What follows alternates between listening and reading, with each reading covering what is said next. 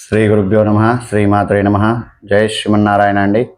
ఈరోజు మనం జ్యోతిష శాస్త్రంలో ఆరో భావం అనేది చాలా ముఖ్యమైనటువంటి భావం. ఈ భావం ద్వారా రోగాలు, రుణాలు, శత్రువులు, ఉద్యోగం, సేవారంగం, పోటీలు, కోర్టు వ్యవహారాలు, మేనమామ, రోజువారి బాధ్యతలు వంటి విషయాలను పరిశీలిస్తాం. అలాంటి ఆరో భావంలో సూర్యుడు లేదా రవిగ్రహం ఉంటే ఎలాంటి ఫలితాలు వస్తాయి? అదే రవి మేషం నుండి మీనం వరకు 12 రాశుల్లో ఉంటే ఫలితాలు ఎలా మారతాయి? ఈ వీడియోలో ఒక్కొక్క రాశి ప్రకారంగా మనం పూర్తిగా తెలుసుకుందాం. ఆరో భావంలో మేషరాశి. ఆరో భావంలో రవి మేషరాశిలో ఉంటే రవికి ఉచ్చస్థానం లభిస్తుంది. ఇలాంటి వ్యక్తులకు శత్రువులపై ఆధిపత్యం, పోటీల్లో విజయం సాధించే సామర్థ్యం ఉంటుంది. ఉద్యోగం లేదా సేవారంగంలో మంచి గుర్తింపు రావచ్చు. ధైర్యము, ఆత్మవిశ్వాసం ఎక్కువగా ఉంటుంది. కష్టాలను ఎదుర్కొనే శక్తి ఉంటుంది. అయితే కోపం, ఆవేశం ఎక్కువైతే శత్రువులు ఏర్పడేటువంటి అవకాశం కూడా ఉంటుంది. ముఖ్యంగా పోటీ పరీక్షలు, ఉద్యోగము, అధికార సంబంధమైన విషయాల్లో మంచి ఫలితాలు వచ్చేటువంటి అవకాశం ఉంటుంది. ఇక ఆరవ భావము వృషభ రాశిలో రవి ఉంటే, వృషభ రాశిలో ఆరవ భావం రవి ఉంటే ఉద్యోగపరంగా కష్టపడి ఎదిగేటువంటి స్వభావం ఉంటుంది. శత్రువులు ఉన్న వారిని ఎదుర్కొనే సామర్థ్యం ఉంటుంది. సేవారంగం, ప్రభుత్వ సంబంధిత పనులు, పరిపాలన వ్యవహారాలలో అవకాశాలు రావచ్చు. అయితే కుటుంబము, ఆర్థిక విషయంలో అప్పుడప్పుడు ఒత్తిడులు రావచ్చు. పట్టుదలతో పనిచేస్తే క్రమంగా స్థిరమైన స్థానం పొందేటువంటి అవకాశం ఉంటుంది.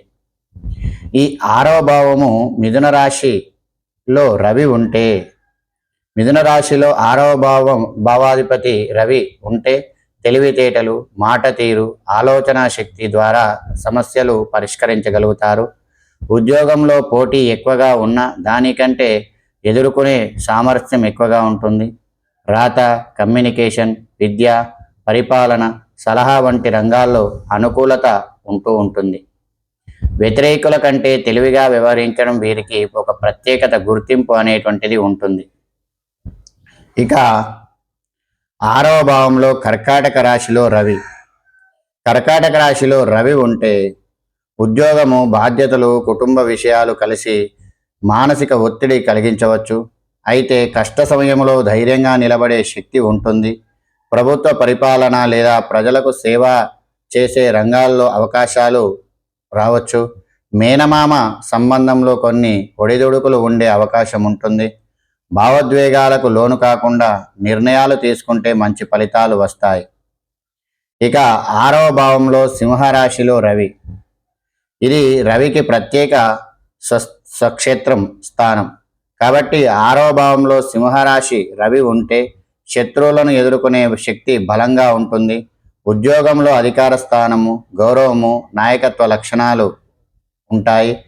పోటీల్లో గెలవడానికి బలమైన ప్రయత్నం చేస్తారు. ప్రభుత్వ రంగం, పరిపాలన, నాయకత్వ బాధ్యతలు వంటి వాటిలో ఎదగడానికి అవకాశం ఉంటుంది.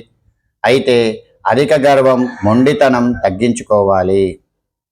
ఆరవ భావంలో కన్యారాశిలో రవి. కన్యలో ఆరవ భావ రవి ఉంటే వ్యక్తి పద్ధతి, క్రమశిక్షణతో పనిచేసే స్వభావం కలిగి ఉంటారు. ఉద్యోగంలో సమస్యలకు విశ్లేషించి పరిష్కరించగలరు.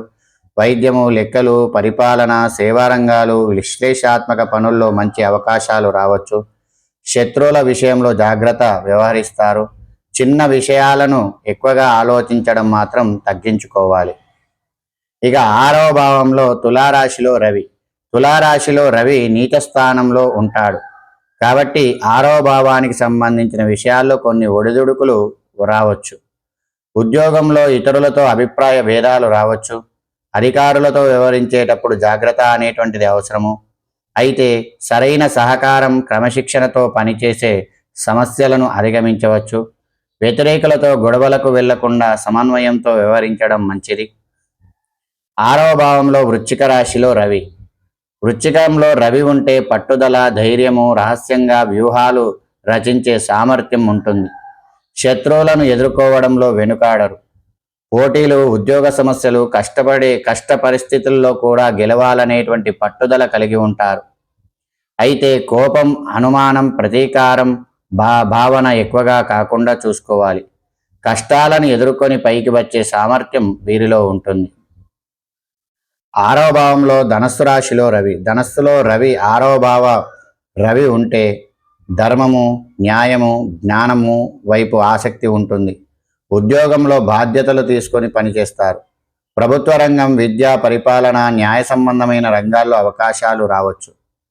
శత్రువులపై నైతికంగా గెలవాలని ప్రయత్నిస్తారు. ఉన్నత లక్ష్యాలను పెట్టుకొని ముందుకు సాగితే మంచి స్థాయికి చేరుకుంటారు. 6వ భావంలో మకర రాశి. మకరంలో రవి ఉంటే జీవితంలో కష్టపడి నెమ్మదిగా ఎదగడం కనిపిస్తుంది. ఉద్యోగంలో బాధ్యతలు ఎక్కువగా ఉండవచ్చు. అధికారులు, ప్రభుత్వ వ్యవహారాలు, కార్యాలయ సంబంధ విషయాల్లో ఒత్తిడులు రావచ్చు. అయితే క్రమశిక్షణతో పనిచేసే శత్రువులు అధిగమించగలరు. విజయము ఆలస్యంగా వచ్చినా స్థిరంగా ఉండేటువంటి అవకాశం ఉంటుంది. 6వ భావంలో కుంభరాశిలో రవి. కుంభంలో 6వ భావాధిపతి రవి ఉంటే ఉద్యోగంలో మార్పులు, కొత్త ఆలోచనలు, కొత్త విధానాలపై ఆసక్తి ఉంటుంది. సామాజిక సేవా సంస్థలు, సాంకేతిక రంగాలు, పెద్ద సంస్థలు పనిచేసే అవకాశాలు రావచ్చు. తోటి ఉద్యోగులతో అభిప్రాయ భేదాలు వచ్చే అవకాశం ఉంది. అయితే తెలివిగా వ్యవహరిస్తే శత్రువులను అధిగమించవచ్చు. స్వతంత్రంగా ఆలోచించే స్వభావం వీరిలో బలంగా ఉంటుంది.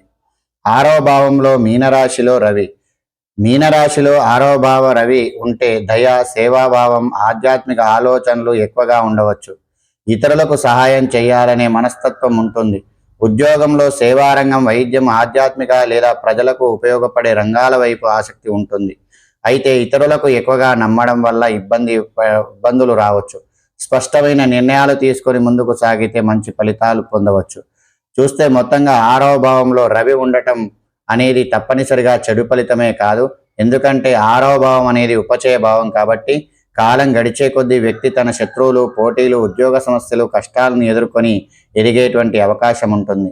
అయితే అసలు ఫలితాలు నిర్ణయించేటప్పుడు రవి ఏ రాశిలో ఉన్నాడు, రవి బలం, రవిపై ఇతర గ్రహాల దృష్టి, యుతి, 6వ భావ స్థానము, లగ్నము, దశాభుక్తి వంటి అంశాలను కూడా పరిశీలనలోకి తీసుకోవాలి. మీ జాతకంలో 6వ భావంలో రవి ఏ రాశిలో ఉన్నాడో కామెంట్ రూపంలో తెలియజేయండి. ఈ వీడియో నచ్చినట్టయితే లైక్ చేయండి, షేర్ చేయండి, సబ్స్క్రైబ్ చేయండి. నన్ను ఆరాధిస్తున్న మీ అందరికి కూడా కృతజ్ఞతలు. జై శ్రీమన్నారాయణ.